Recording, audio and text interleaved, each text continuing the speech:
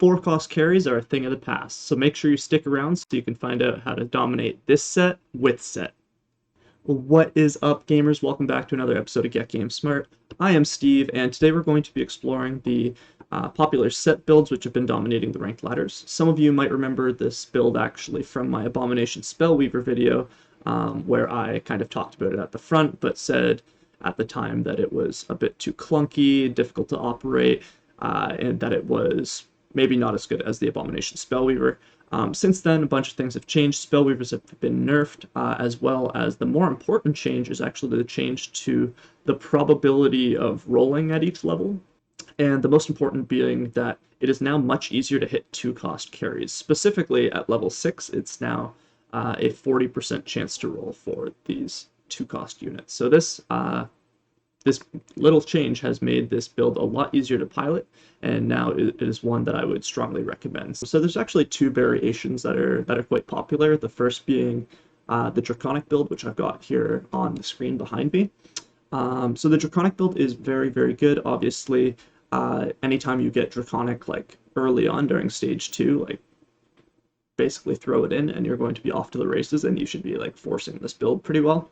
The top 4 rate and placement rates and all that are really low for this build, but that is honestly largely because people are forcing it when they don't get early Draconic and the likes like that.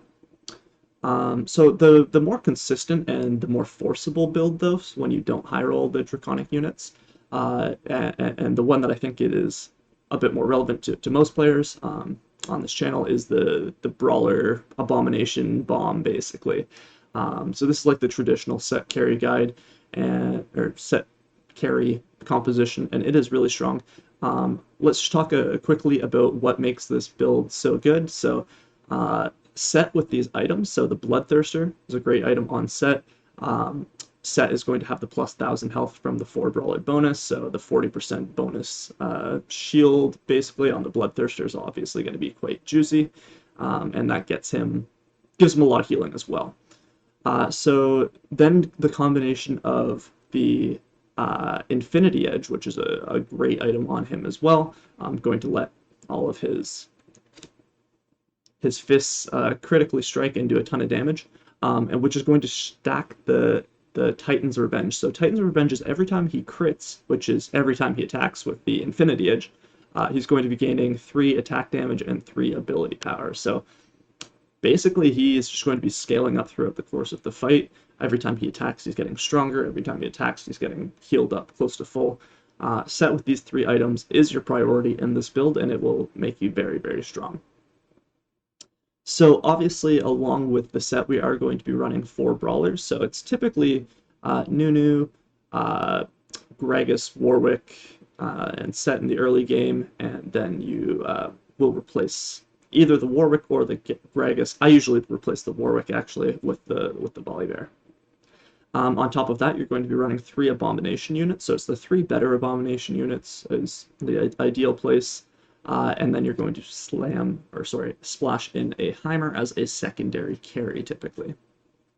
Itemization beyond the Sett, I think the priority is going to be like itemizing your secondary carry, which is sometimes going to be Heimer, sometimes it's going to be someone else that you 3-star during your roll down. Yeah, but other items that are really good. Anytime you're playing Nunu, guys, a Redemption is a really good item on Nunu. Just like gives him bonus health, gives him healing, so he's more likely to basically get off the Nom and have it do the bonus true damage. Other good items on Volibear, Morellonomicon is probably he's one of the better holders of Morellonomicon, so that's definitely a great item. And then, yeah, these items, the Ginsu's, Shojin's, Jeweled Gauntlet would in fact be best in slot on your Heimer, but definitely a lower priority. We are focusing more on getting our items for our Sett, because this is a Sett reroll build, essentially. As far as when you should play this build, I'm sure you guys have heard me say it before. It's always best when you have perfect items, so having a few early swords, for example, would be a bit of direction to leaning toward the Sett comp. At the same time, units are able to give you a bit more direction into this comp than most. I mean, you can either hit an early 4 Brawlers or hitting an early Abomination. So basically, if you hit a Nunu, that's pretty much all of the direction that you need. A Nunu and a sword, it means you can probably play this comp. So it is really, really forceful, guys, and that is why I want to show it to you. In the example game, we actually had 3 skirmishers as an opener, just because that's what we had in our shop. But we were sure to get some items down so that we could get some early value. And these items are the Morellonomicon and a Bloodthirster, both of which will eventually fit into our Brawler Bomb composition. Piloting the early game is pretty standard. You're going to want to be following normal leveling patterns to start it off. Basically, I do recommend typically leveling or pre-leveling at 2-1 to level 4, and then pre-leveling at the carousel is typically good as well, so that you're level 5 at 2-5. This is again assuming that you're win streaking, and given that we're leveraging both early Brawlers and early Abomination, which are both quite strong in the early game, it can be kind of assumed that we want to be win streaking in the early game. So yeah, this is a pretty easy comp to pilot in the early game. If you're running the 4 Brawlers, you just kind of want to frontline them all. If you're running the Abomination, then basically you backline your Abomination carries and you frontline your Nunu and Brawlers. So pretty simple throughout the early game. Where things go a little bit differently, though, is the mid game. So playing this composition, we're actually going to be re-rolling at level 6. So for those of you that aren't familiar with the term, re-rolling basically means once we hit level 6, we are going to be like slow rolling, so waiting for our gold to go back up to 50, and then any gold over 50 we'll be rolling down to try and hit our champions that we're trying to 3-cost. So the most important champion in this composition is the Sett, guys. Whenever you're playing a reroll build, it is important to know like who your units are that you really care about. So obviously I'm going to be collecting all of the Brawler units, all of the Abomination units that I find while I'm here at level 6. But the reason that it's important to know that we're going for the Sett is that once we have the 3-star Sett, we are probably going to want to jump up in levels to basically catch up with the rest of the lobby, because we are intentionally hampering our current board strength by only playing 6 units instead of going to level 7 like the majority of the lobby. So after we hit our desired 3-cost carry, then we're going to want to jump levels and catch back up, basically. So the reason that we're rolling at level 6 is because Riot's recently changed all of the rolling probabilities, basically, and we are much more likely to find our 2-cost carries at level 6. So it's a 40% chance, which is really good, and it makes this build a lot easier to play, basically. So while we're re-rolling for our Sett, our board should be relatively strong, because at level 6 we're actually able to run 4 Brawler and 3 Abomination, and our board will look something like this. As far as positioning here, we're going to just have the 4 Brawlers up at the front, and the most important positioning tips that I'll give is that you just don't want your Sett to be on the outside, because our Sett is our carry. He's going to be our itemized person pumping out all of the damage, and the frontline people on the outside are just going to have a bit more aggro early on. They're going to be taking more fire, so we want to make sure that we're keeping our Sett safe, so we'll try to keep him in the middle. And that's basically it. Like, this board is really, really efficient at level 6, and that's another big reason why this board works, is because we'll be quite stable throughout our rerolling process. So as far as piloting the late game goes, we're at 4-5 here. Not really the late game, but I guess I'll start it here. I'm really coming close to approaching 3-starring my Sett as well as my brand. So one thing you want to have a note of on basically is once you've got your Sett items figured out. So I was able to get my Sett items on and like perfect items pretty early on, so I have a bit more flexibility as far as like thinking about what other items I need. I noticed here that I was very close to getting a 3-star brand, so I started thinking about what items basically my brand would want. So going into the 4-5 carousel or the 4-4 carousel, I knew I needed to get another tier to secure a blue buff for brand, and that makes a huge deal. So basically, what I'm trying to say is once you've got Sett items figured out, your secondary carry throughout the build is going to change. Sometimes it's going to be the Heimer, sometimes it's going to be a 3-star brand, sometimes it's going to be a 3-star Nunu, sometimes it's going to be whoever. And whoever it is that you 3-star in addition to the brand, in addition to the set, is the person that you should be looking to itemize. And if you don't 3-star any of these people, then it's going to be the Heimer by default. But here we are in the late game, and yeah, so I'm getting very close to finally hitting my set basically, as well. So we're still level 6 at 4-7 here at the Krugs. We do hit our set, and at this point we're basically going to jump right from level 6 where we have been, going to surpass level 7 basically and go straight to level 8 at 5-1.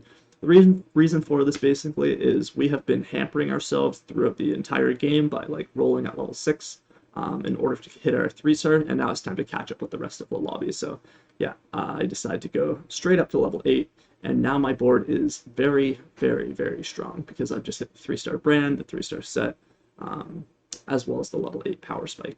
So I didn't actually have great units to throw in here at level 8, so maybe I could have just held on and like econed up a bit more. But I actually throw in this 2-star Varus, and the reason I have this 2-star Varus is basically because there's 2 Varus players in my lobby, and essentially they're both playing versions of the like reroll Varus build, which is quite popular right now.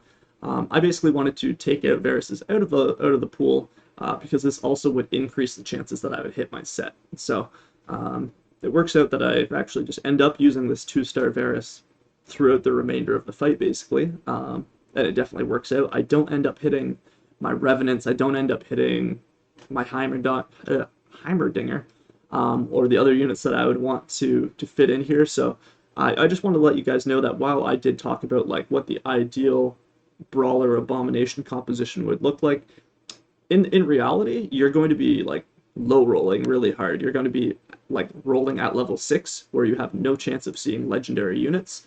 And as a result, you're probably not always going to get the legendary units that you want. So in this case, I'm making do with playing a Garen here, which is just like I'm splashing in a legendary unit. Obviously, it's not the one that I want, but yeah, I'm just kind of making do with what I have rather than going for an optimal composition at this point, because it's still only 5-4, right? 5-5. So now let's talk a little bit about positioning. Up front, we've got our Brawler Revenant frontline. So just going to quickly give you guys some notes. Volibear, we do want in the center position, and this is basically just because he is going to have the most likely chance of knocking up as many targets as he can and CCing them with his ability. Gragas we've got on the outside because his ability gives damage reduction, which is great, and the people on the outside take the most damage.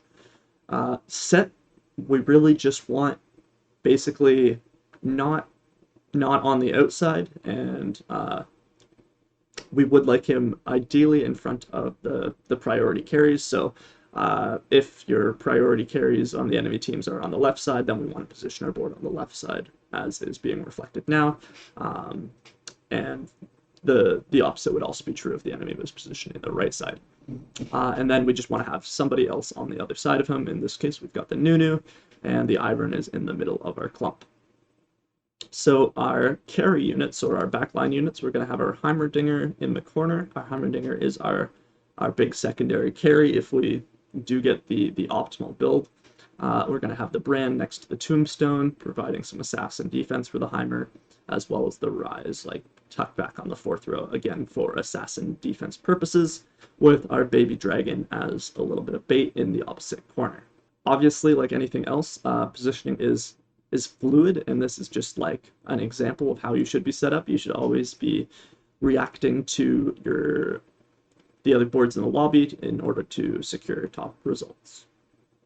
And here we are just in the final few rounds of the example game, just to show you guys a little bit about how the build works. Our set is able to do a tremendous amount of work, and along with our 3-star brand, we're just making short work of just about everybody. There was another assassin player, as well as a Ranger Varus player that we were griefing in the top three here remaining. So actually in the final 1v1, it's us against the other Varus player that was trying to hit a 3-star Varus and actually never did, largely because, like I said, we were holding on to Varuses throughout the game and are still using a 2-star Varus, holding on to what would be our Heimerdinger items there. And yeah, we are able to just make short, quick work of him. Anyways, hope you guys enjoyed today's video. Hope it was useful. And yeah, definitely go and spam some Sett for some free LP. See you guys next time. Cheers.